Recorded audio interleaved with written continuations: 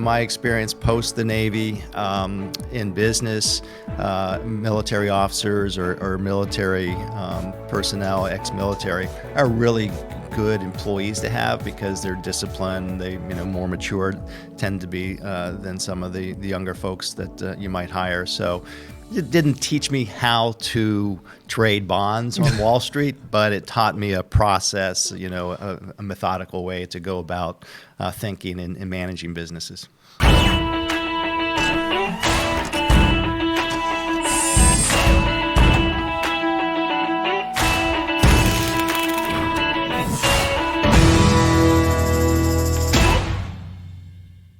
A quick interruption to remind you to like, subscribe, and rate this podcast so we can get your feedback and know how to make it better. Hey, it's Ari. Welcome to another episode of the Made in America podcast. We're going in an interesting direction today. I've got Ted Dumbauld, who's the founder of SoNo 1420, different kind of manufacturing. Ted, thank you so much for coming on today. Thanks, Ari. Good morning. Well, listen, Ted, it's this Made in America podcast, so we always start off with the same two questions. What do you make and why do you make it? So we are a distillery located here in Connecticut, and so we make a variety of distilled spirits. So we started out making whiskeys and gins, but then that's kind of evolved into making some vodkas based on market demand, and now because of the hot nature of the ready-to-drink cocktail market, we're also making ready-to-drink cocktails. Wow, that's exciting. Well, listen, we'll get into some of that. Unfortunately, we don't have any samples today, so No. we'll have to figure that out some other time. But let's kind of go through the history a little bit, Ted. Why did you get into this business? What's the why? Sure. So I don't have a background in distilled spirits. I've got quite a eclectic experience business-wise. I was a nuclear submarine officer for a while. I was on finance, worked in Wall Street. And then about 7 years ago, I was given an opportunity by a friend to invest in and join one of the medical cannabis companies located here in Connecticut. The company wasn't doing very well. I was about to go out of business, and based on my background in running businesses and turning them around, I was invited to come in and accept this challenge. So I had no background in cannabis, being in the Navy. It's not like I was ever, a smoker. So when I got involved in the industry, I said, I better figure out what's going on. So I started going to all these different conferences. And when I went to these conferences, I noticed a few things. Number one, you go to these conferences and there was 5,000 to 10,000 people there. And even though it was cannabis-centric, people were still socializing, having happy hours or booze cruises with alcohol. So even though it's cannabis, alcohol was still a large part of the socializing. And yet, even though you had a large number of people together, there were no national brands or any alcoholic beverage brands there to market their products. And anytime you get maybe 100 or 200 people together, invariably Bud Light's there or Tito's or somebody. So I said, wow, that's really strange.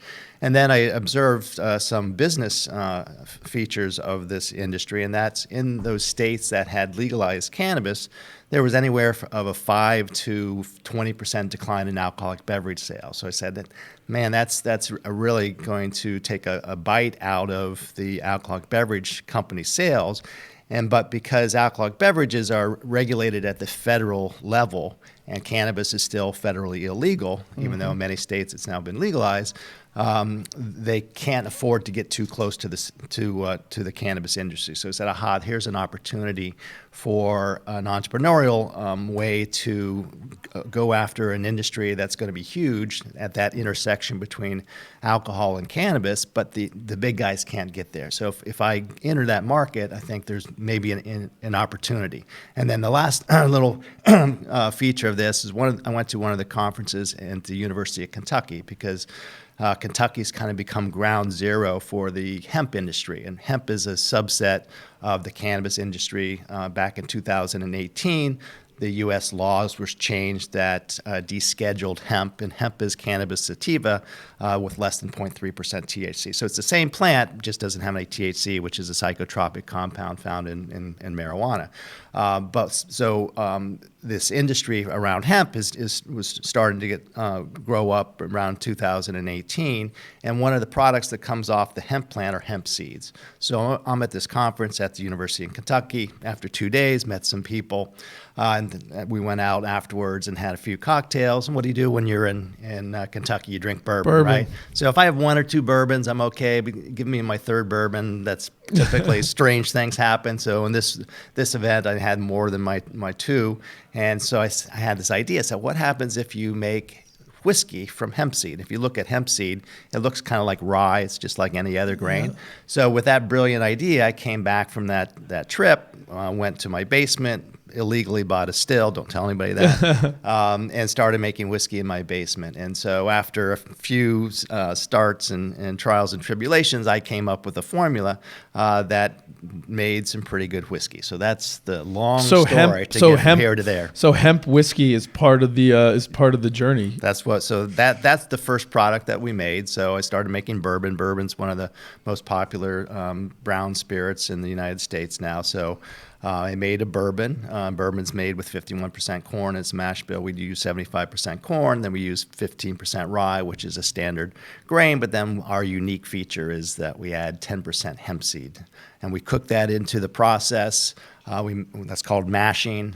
We then ferment that mash, and then you distill it and put it in a barrel for a few years, and then you've got great whiskey. And oh, by the way, we just entered our whiskey in the San Francisco World Spirits Competition, which is the largest competition of its nature in the United States, and we won a double gold medal, which is the highest award that you can receive. So not only do we make a unique whiskey, we make very good whiskey. Very good whiskey. That's awesome. Well, Ted, I've got to ask a bunch of questions about that, but I think it's really interesting to kind of go through your background. You sort of alluded to it. Maybe just sort of like engage the audience, because I think it's always super fascinating how people get where they're going. And you started off sort of after your initial education career at the Naval Academy. Well, so I grew up in Ohio, played football. It's one of the things you do in Ohio, and got recruited to play football at the Naval Academy. So I went out to Annapolis and played football there for 4 years. One of the things I was able to achieve was I received a couple athlete scholarships. And normally once you graduate from Annapolis, you go straight into the Navy. But because of these athlete scholarships, I was able to go straight to graduate school.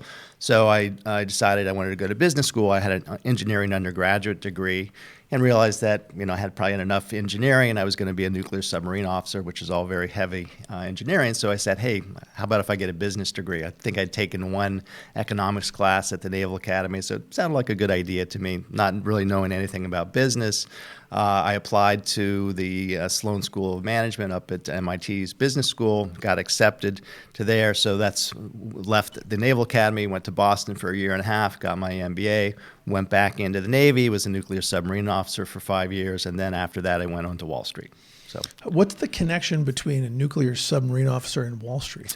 So not a lot. There's engineering, good training, good discipline. My experience post the Navy in business, military officers or military personnel, ex-military, are really good employees to have because they're disciplined. They more mature tend to be than some of the younger folks that you might hire. So it didn't teach me how to trade bonds on Wall Street, but it taught me a process, a methodical way to go about thinking and managing businesses. So what caused you to kind of get out of high finance? So it was really the cannabis business. So I started working for some of the large Wall Street investment banks like Bear Stearns and Deutsche Bank, but was also very entrepreneurial. So I set up my own hedge fund in the late 90s and started making investments in stocks and bonds, and mainly on the publicly traded markets. But that evolved into taking stakes in smaller companies, private equity, venture capital. That evolved into taking larger stakes and turning them around. So I had experience going from just making investments in the securities of companies to making investments in companies, which then led to that opportunity to invest in and manage a turnaround for a cannabis company here in Connecticut. So when you were doing the private investing, were you looking for turnaround opportunities? Was that sort of your core focus? Yeah, that evolved. Wasn't my initial focus, but through time that became one of the themes of the investing. Anytime you're an investor, you're always looking for an edge. How do you make money? How do you because markets on average are very efficient. So that was an opportunity to take an asset that was undervalued because it was poorly managed or some other feature, and if you applied the proper approach and turnaround structures to it, you could make some money. Got it. Yeah. And were you doing the investing and the hands-on turnaround stuff? Like you were engaging with the management teams? Yes. No kidding. Yeah, it started out just buying the securities, but then when we started doing some private equity or venture investing, then we started taking board seats. So got involved in the management and strategy behind the companies, and then that evolved into becoming more hands-on in the management. So it was an evolution. Pretty active in the trenches, it sounds like. Yeah, I wasn't planned out that way. It's not like I said, okay, I'm going to go from Ohio to the Naval Academy, be a submariner, go to Wall Street and invest in cannabis, and then become a whiskey distiller. But that's what happened. That's how it goes. So let's talk a little bit about the business. I think the first thing that I'm super interested in is, so it's SoNo 1420, right? So SoNo, I think a lot of people from Connecticut would know that's like South Norwalk, that's correct. Right? Yep. So that part's pretty straightforward.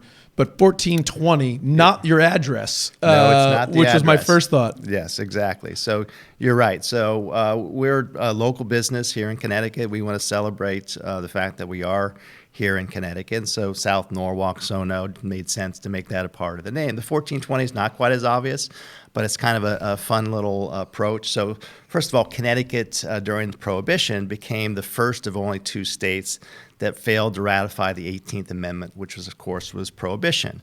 And this was on February 6th of 1919. The state legislature, actually the state Senate, got together to vote. And at the time, the country had already received the 2/3 necessary votes of the states to bring Prohibition in as a change to the Constitution. But Connecticut was adamant based on their belief that there was nothing wrong with alcohol, that people should have a right to drink.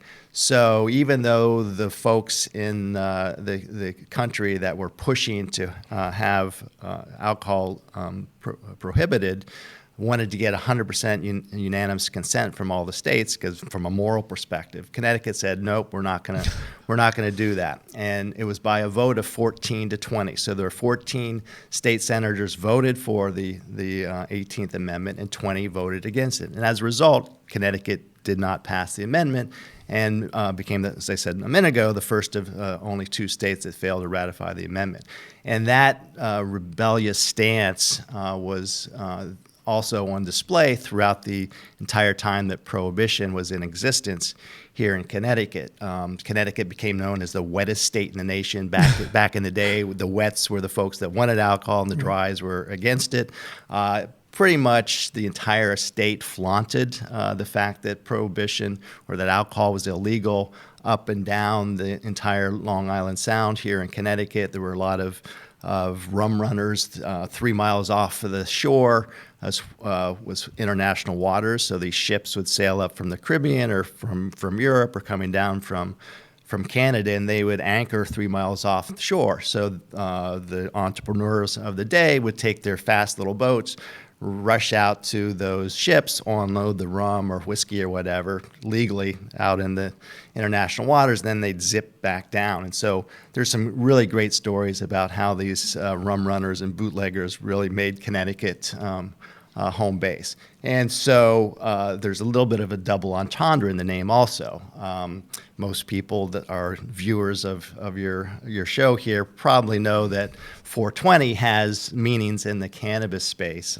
There's lots of urban legends of where that comes from, but for the most part, everybody knows that 420 means, references to marijuana. So if you de-emphasize the 1 in the 1420, you're left with 420. So in that, in our spirits, we are using the cannabis plant, which is currently prohibited here in the United States at the federal level anyways. It's just a little double entendre, fun way to point out that we're involved in a prohibition of a different type in this day and age. Yeah, which is really cool, right? Because you're not only is it a nod to 420 when you have sort of the hemp seeds in the bourbon and other stuff, but the idea that Connecticut kind of flaunted that back then, and so here we go again. Yep. Which is kind of interesting because I think here we are recording on what are we at, the 21st or so of July, so I think we're 20 days past recreational marijuana being officially legal here in Connecticut. Yep. So just to be clear for anyone that's listening, and for my own edification too, that the hemp that you guys use in the spirits is, I mean, not THC free technically. No, but it is actually. So it is. Yeah. So marijuana or cannabis is a plant that has naturally been around on the planet for many, many years. During the war on drugs, which really started back in the 70s, cannabis, marijuana had maybe 3 to 5% THC in it naturally. But because of the war on drugs, the DEA and the other law enforcement would go around and try to eradicate these grows, and that people were growing marijuana in between corn rows, so they'd fly helicopters around and whatever. So that caused the industry to move indoors. And when you move indoors, it becomes much more expensive to grow the plant because you've got to supply your own light, electricity, cooling, and all that. So there's a huge incentive to breed the plants to have higher and higher levels of THC. So, i.e., you get more yield. So if I could, if theoretically increase the price because it's stronger, exactly right. People will use slightly less, so I can sell more people. Yeah, exactly. So the plant has been evolved through the years to have higher and higher levels of THC. Well, at the same time, you can breed the plant to have high levels of THC, or you can breed the plant to have low levels of THC. And hemp, back before prohibition of cannabis, was a plant that was used in many different industries here in the United States. Exactly. Mm-hmm. But when including here in Connecticut. Exactly right. So when cannabis or marijuana was made illegal back in the 1930s, the country just lumped all cannabis into the same bin and said, okay, it's marijuana, so you can't use it. However, during World War II, hemp was allowed to be produced again to make rope for the warships. Then after World War II, once again, hemp was prohibited. But there's still, it's not psychotropic. So now that after the 2018 Farm Bill, if you grow cannabis and it's got less than 0.3% THC, then you can legally grow it. So the seed itself was what we use in making our whiskey. Even if it was marijuana, it doesn't have any THC in it because the THC resides in the flower, the flower, the female plant of the cannabis plant. So even if the federal government would allow me to incorporate THC into my spirits, which they won't let me do that, and I use marijuana seeds, I still wouldn't have THC in my spirits. So you can, if you're in the military or you're subject to drug tests, you can still drink my whiskey and not be worried about not failing getting drug tests. Yeah. Oh, good to know. And just a point of clarity for anyone who's not familiar with the term like psychotropic, I think we can sort of define that, Ted, by saying you could smoke 17 pounds of hemp seed and you wouldn't, aside from sore throat, you wouldn't feel anything. You wouldn't get high. That's right. Yeah, that's the key there, right? Yeah. So don't anyone out there, don't try smoking hemp rope. It's not gonna work. It's not gonna work for you. Exactly. So let's talk a little bit about, now you sort of decide to get into this business. So you've got a ton of experience in a lot of different ways, right? Not a lot of people have been to the Naval Academy. Fewer have probably spent the amount of time you spent on a nuclear submarine. We talked earlier off camera. I think your longest underwater stint, 77 days, which 11 weeks, pretty incredible. Yep. MBA from MIT, Wall Street background, sort of as a trader and working in high finance, then creating your own essentially PE firm ultimately that did sort of direct investing and then got involved in active board engagement with management team. I mean, that's a heck of a run. So you decide to get into this distillery, you figure out the recipe on your own. So I just want to figure that out. Did you just sort of YouTube, how do I make a bourbon? Like, how did you? Yeah, so I'm a little older than my kids. They YouTube everything. Right. I'm old school. I'll do reading, so there's books out there and articles and whatnot. So I do have the ability to kind of self-teach myself things, and so based on my engineering background and on a nuclear submarine, you're making your own water by distilling seawater and things like that. And if you would come to my distillery, and hopefully we can get you down there one day, you'll see all the stainless steel and the pipes and the steam. So I feel very comfortable in that type of environment. So, distilling is really not that complicated of a process. The hardest part probably is making the mash, which is the cooking of the grains in advance of the fermentation process. So, I think anybody could, with a little bit of work and effort, teach themselves how to do the process. The hardest part, however, was really the regulatory side of things, because I was really doing something no one has ever done before. And I was on that bleeding cutting edge of cannabis or hemp being descheduled, which made it legal. Just a quick anecdote, when the first time I bought hemp seed to put into my mash bill, you couldn't buy it here in the United States because the industry hadn't grown up yet. So hemp growing was legal in Canada, and so there was a pretty well-defined hemp industry up there. So I ordered my first, 50 pounds of hemp seed or something from Canada. I get a call from the Custom and Border Patrol one day and said, "Hey, it looks like you're trying to import 50 pounds of marijuana seeds here in the United States. What's going on?" I said, No, trust me. These are hemp seeds. They've been treated, so they're not viable. So even if they were marijuana seeds, I couldn't grow them. So I finally convinced them that, yes, I'm not a drug dealer trying to bring in, a huge haul of marijuana seeds. So the regulatory side of things was as challenging as anything. And to this day, I still have to spend a lot of times reading regs because the industry changes dramatically. But anyways, it was a fun challenge and I enjoyed it. You got it. Yeah. Listen, so are you still doing all the recipes yourself? So I am, yes. So any of the new products that we come up with, I'm heavily involved in the formulation. I fortunately now have a great employee. His name's Blake Poon. He's a mixologist. He hates that term. He prefers bartender. But he's got the skill set to take the raw spirits that we make and mix them with fresh juices to make good cocktails. So as I mentioned earlier, we're making these ready-to-drink cocktails. So in partnership of me making the spirits and coming up with the flavors for the spirits and his expertise with making the cocktails, we're able to work together. So I'm focused on the spirit side of thing. We collaborate then on the cocktails. That's pretty cool. Yeah. So one of the things I think would be kind of interesting to the audience is, listen, you've had some interesting challenges with the Border Patrol. A lot of people don't have to deal with that, and the regulatory environment and all that is interesting. But you also deal with a lot of stuff that plenty of people in business and manufacturers do deal with. And one of the ones I'm interested to ask you about, at least to start, is you're going up against a pretty well-entrenched industry, right? I mean, alcohol isn't new by any stretch of the imagination. Neither is bourbon or whiskey or vodka or gin. And so you're trying to kind of find a niche inside of a well-established, well-known market with plenty of players who have invested a lot of money to be front of mind, great placement at bars and at, package stores or whatever. Yep. So how do you think about finding your niche in that market and expanding it?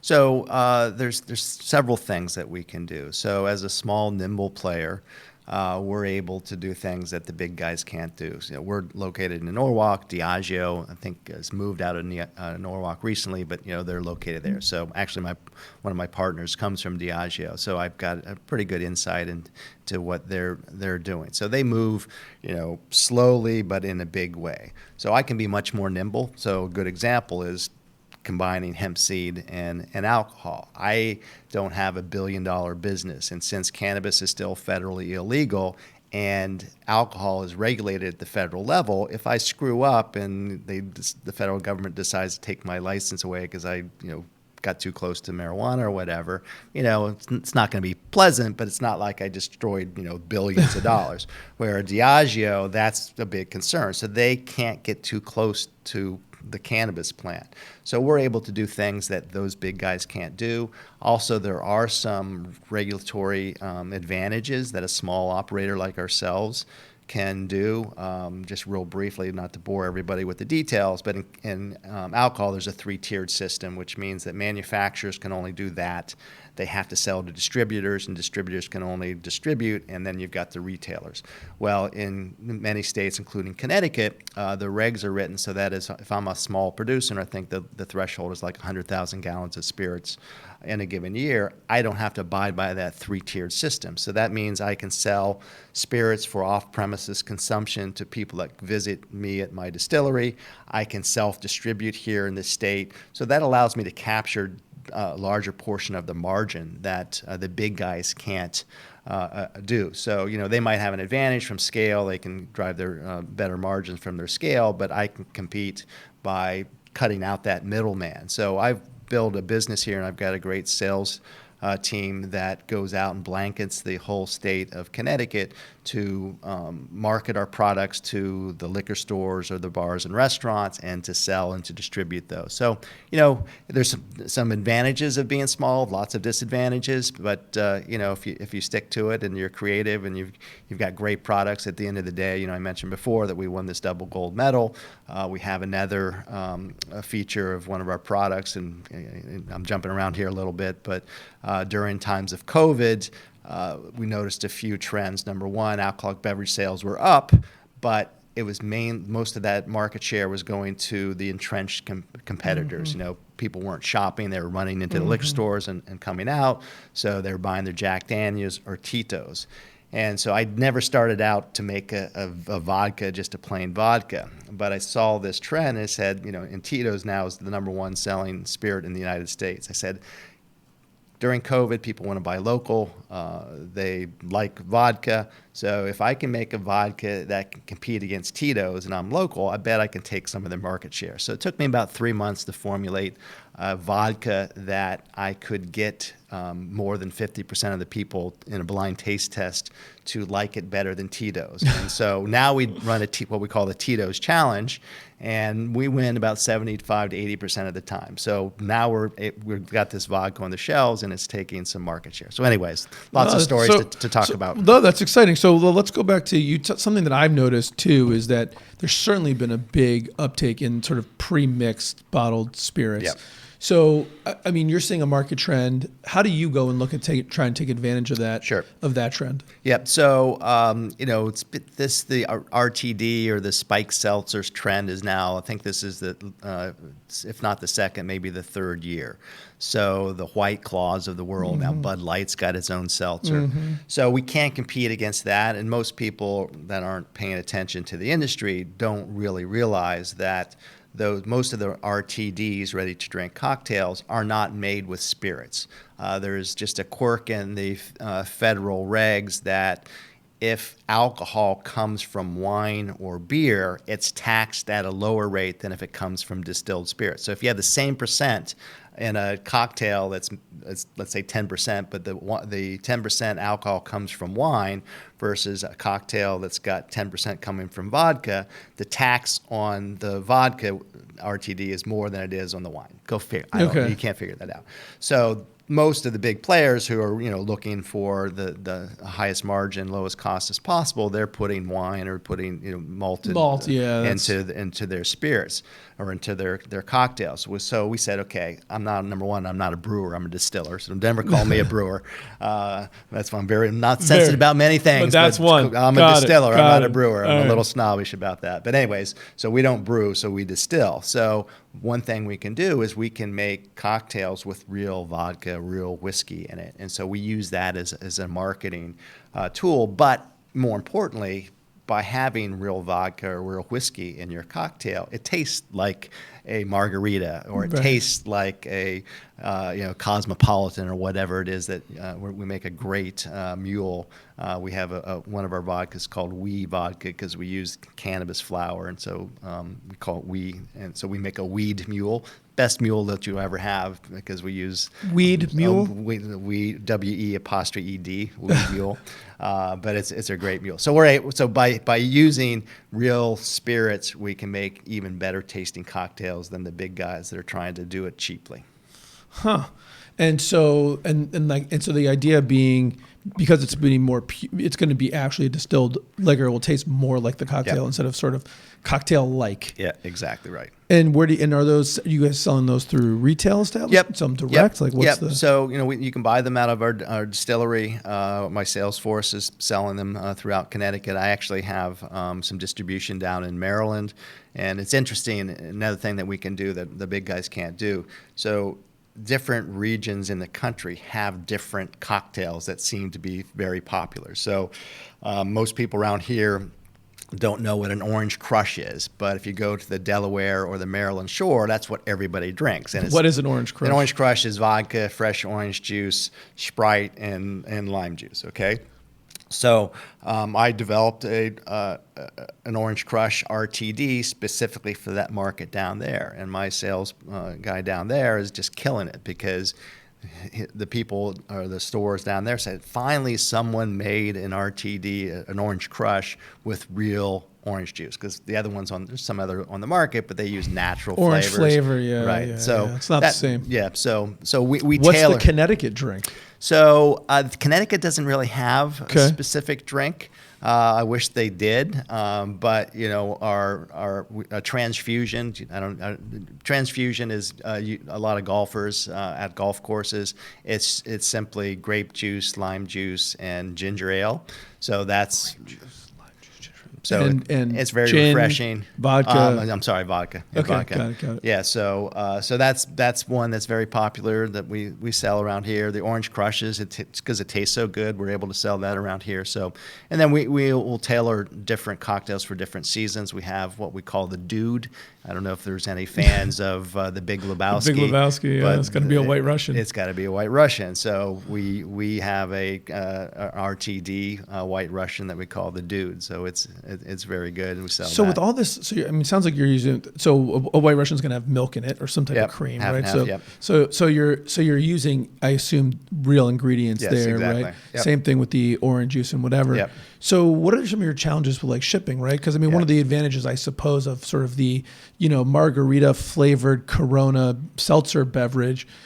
The downside is it doesn't taste anything like a margarita, or even good. But besides that point, it probably has a shelf life of 100 years and doesn't need to be refrigerated to ship. That's right. I got to imagine if I'm doing a White Russian with real half and half, you can't go in an unrefrigerated truck. Yeah, you're exactly right. So that's an advantage and disadvantage. So by making cocktails that taste like real cocktails, we have to use real ingredients, but your shelf life definitely is much lower than it is for the Bud Light that's made out in Milwaukee and shipped here 6 months later. So that's an advantage and disadvantage. So we do have to educate our consumers, or in many cases the package stores, that if they're going to take on a White Russian, they can't be storing it outside in 90-degree weather, because it won't hold up very well. Good. So we do have to be very careful seasonably. Do we bring a product out in the height of the summer that may not have as much shelf life as if it is in the wintertime? You guys make an old fashioned?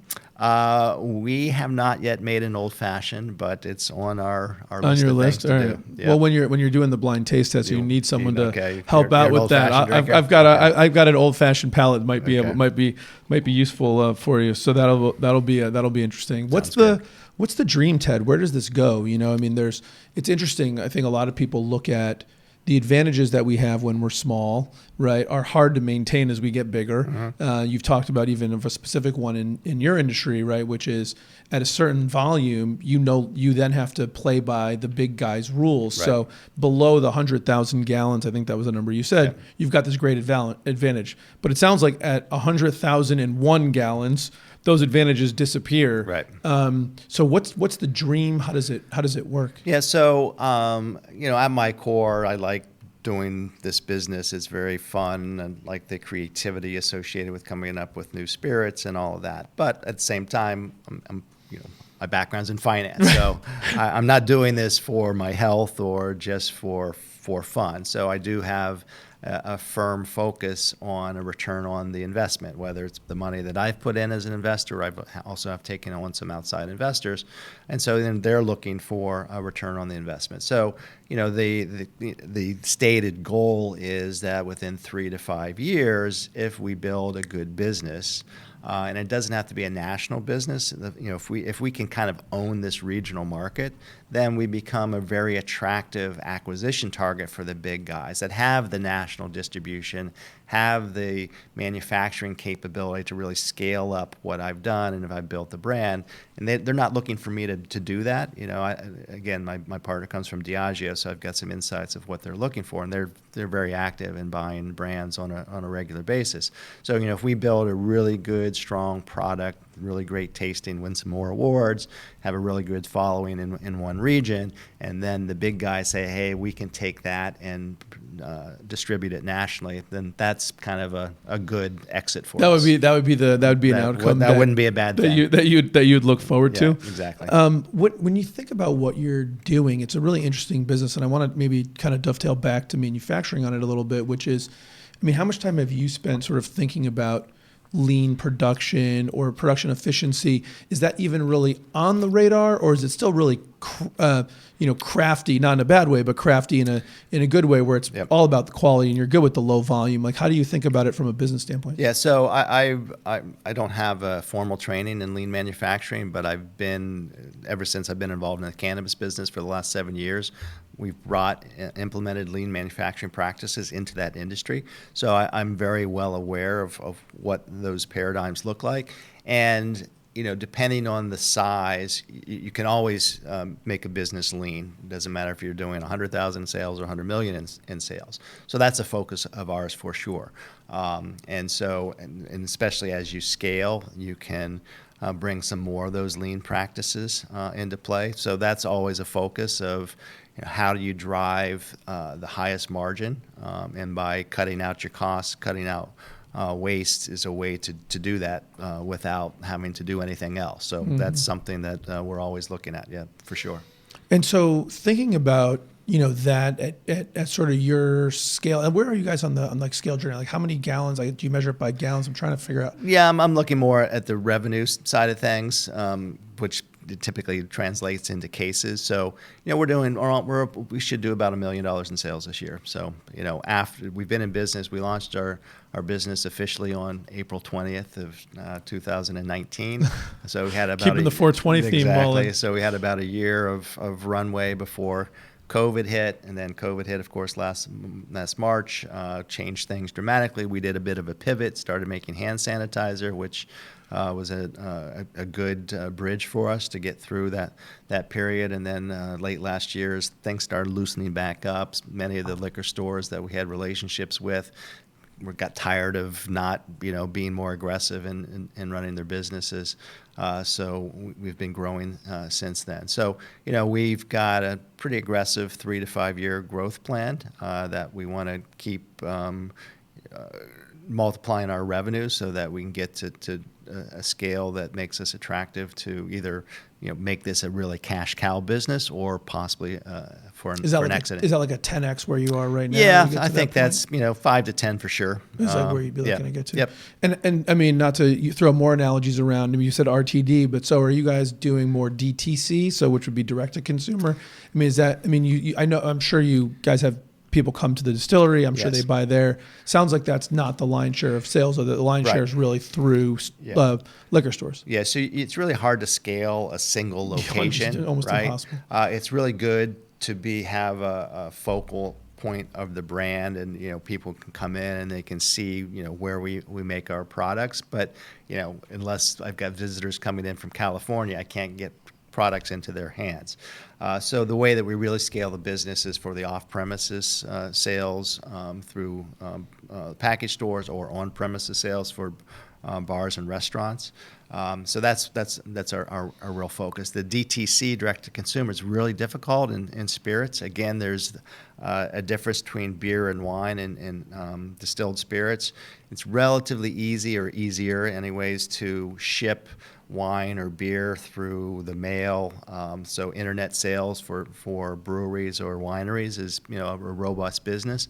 But in spirits, it's almost impossible because you have to have a presence in each state that you want to sell to. So as a small operator, we can't do that. So, and plus, shipping for these glass bottles is almost as much as the bottle itself. So while it would be nice to have a robust DTC business through internet sales or whatever, it's really difficult to achieve that. So it's not a focus of ours. So from a utilization of like the internet or social media or kind of new media, it's really just a brand building exercise. There really isn't an opportunity to actually do direct sales. So to get brand recognition. Yep. And then are you in the sort of the store shelf battle that like consumer packaged goods get into where, you want to, I don't know if, the ready to drink, probably an impulse buy. I mean, you trying to fight for counter space. Yeah. So if for sure, you go into your average liquor store and there's just thousands of different brands on the shelf. Yeah.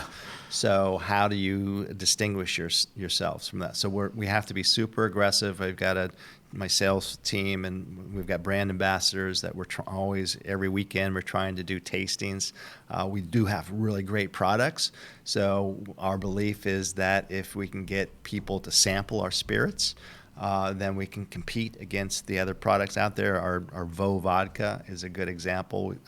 We have this naming nomenclature for all of our vodkas. We've got La Vodka, which is our lemon vodka. We've got a Bo vodka, which is a blood orange vodka. We've got a Wee vodka, which is our weed vodka. And our regular vodka is just Vo vodka. Right. So, if we get people, and I priced Vo to be directly competitive against Tito. So it's the same price. So I believe that if I can get people to taste our Vo vodka and they're a Tito's vodka drinker, they're going to buy our product because it's better and it's local and same price. Huh. Good way to do it. So as we're sort of running out of time, before we go to rapid fire, I know you've been engaged somewhat in the Connecticut manufacturing, ecosystem. Maybe kind of share what you've done in that and how you've been engaged. Sure. So when I started this, I didn't really spend any time looking at any government programs. I said, okay, we've got to focus on making a good product. But then last year during COVID, we first started making hand sanitizer. I think we made it the very first weekend, and like it was March 19th or something like that. Realized that there was the shortage of hand sanitizer, did a quick research on the internet and found that 3 of the 4 ingredients required to make a World Health Organization approved hand sanitizer product we had in-house.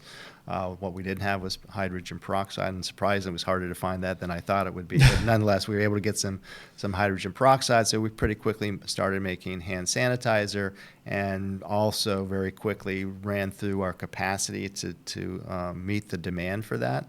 And then someone pointed out to me that this Center for Advanced Technology, CCAT here in Connecticut, had a program, a grant program that they'd match $1-for-$1 for projects, manufacturing-based projects, and that during COVID they would put to the front of the line those projects that could help for PPE or other COVID-related opportunities. And I had a need based on our hand sanitizer business to increase my distillation capability, mainly through adding a steam boiler system. Mm-hmm. So I applied for, and I was really amazed how quickly the CCAT was able to turn around that application. I think it was like 10 days from the time that I heard about the program until I had a check in hand. So it was really remarkable, and I'm very grateful for the support that I've received from the state and agencies like that, and also got lots of other support. We're regulated both at the federal government, but then also here in Connecticut by a subset of the Department of Consumer Protection, the Liquor Control Bureau. And one day I get a call from some of my people at the distillery saying, hey, the head of the commissioner for the Liquor Commission is here. And he said, oh my God, that's not typically what you want. That's not a good, but it turns out he came to thank us because when we made the sanitizer, we gave it away to first responders and to individuals. So he came to thank us for that. So it's been a very rewarding experience. Man, that's super positive. That's great, Ted. It's super interesting. And I think I think it's just really always instructive to see the different kind of avenues people take to get into different ways of manufacturing. And this is just another one of those great, cool stories. So I really appreciate that. Are you ready for some rapid fire round of questions? I guess I have no choice. You don't really. Yeah, here we go. All right. Red Sox or Yankees? I grew up in Ohio, so I was a Cincinnati Reds fan. But I lived in New York for many years, and now I live in southern Connecticut, so Yankees. Yankees. All right, we'll let it slide. Starbucks or Dunkin'? I don't drink coffee, so neither. Neither. Staycation or exotic destination? I like to get away. Yeah. iPhone or Android? I'm an iPhone guy. Sports car or SUV? A sports car. Do you have a favorite business book? A favorite business book, A Good to Great by Good to Jim Great? Collins. Jim Collins, that's a great one. Yeah. If you could do anything in the world, and it had to be something other than working at SoNo 1420, what would you do?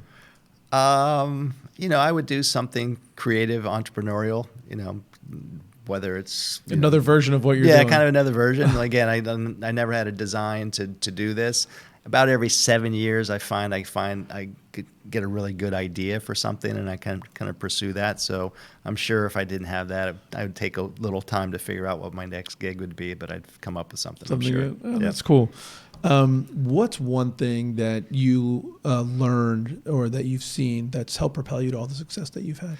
Number one is you need to have a great idea, but that's not even half the battle. You have to execute against that.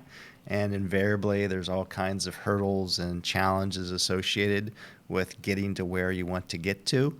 But as long as you've got a vision and you've got confidence in yourself and you've got surrounded with really good people that can help you and support you, you should be able to achieve your goals. But if not, you've got to have the flexibility to change what your goals are, and then you will be successful depending on how you define success. Right. Well, how do you define success? Well, by having fun and enjoying myself and having really good people, and if you've got employees, having them be happy in their jobs. That's really super satisfying. Yeah, man, listen, completely agree with that. I think sometimes people always think that happiness is the destination, but you got to love that journey, man. Oh, You're missing the whole thing. Yeah.